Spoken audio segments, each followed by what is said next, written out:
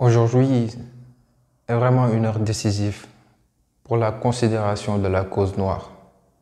C'est vraiment avec une émotion très grande, les bavures policières et surtout le manque de considération vis-à-vis des Blancs par rapport à l'homme noir. Pendant des années et des années, nous avons eu à vivre l'esclavage, nous avons eu à vivre le racisme, nous avons eu à vivre la ségrégation. Et donc, toutes ces causes constituent quelque chose qui a vraiment bouleversé notre histoire. Je ne vais pas me placer sous l'angle de la victimisation, non. Je dénonce ces crimes. Aujourd'hui est vraiment une heure décisive pour accepter vraiment le racisme et dire que voilà, ce racisme-là, il doit arrêter. On ne doit plus considérer au XXIe siècle les Noirs comme si c'était des hommes. Non. On doit se battre.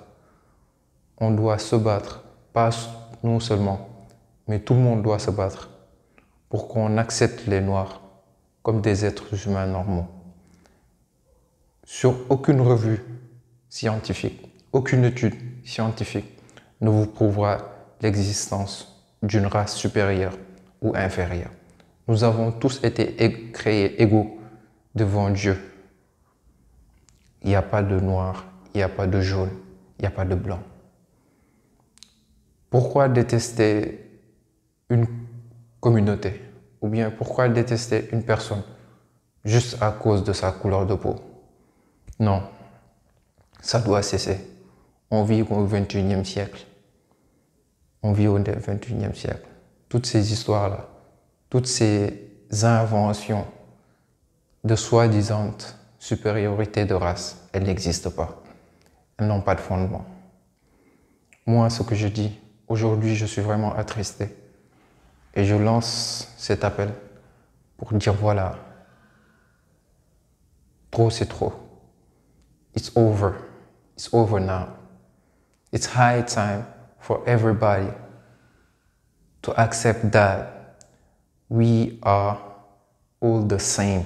We are all the same. It's important, not for us, but for everybody. Donc moi, ce que je propose, c'est que nous les Noirs, que nous prenions vraiment notre avenir en main, que nous nous mettions au boulot et que nous arrêtons vraiment de dire voilà, de nous victimiser. Non. On doit faire une chose. On doit se mettre au boulot. On doit agir en communauté, s'entraider les uns les autres et ne pas accepter d'être dirigé par qui que ce soit. L'union fait la force. Et le cas de George Floyd nous a vraiment montré que l'union fait la force. Donc, faisons tout pour nous mettre en communauté. Travaillons avec les autres. Trouvons ce qui marche le mieux au monde et inspirons-nous d'eux. Ça commencera d'abord par l'investissement et ça commencera par l'entrepreneuriat. Donc, lançons-nous corps et âme à ça.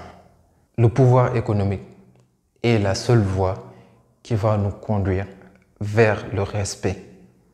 Mettons-nous au travail. Mettons-nous au travail. It's high time. It's high time. All Black lives matter. And I repeat it, all lives black matter. We are George Floyd. Thank you.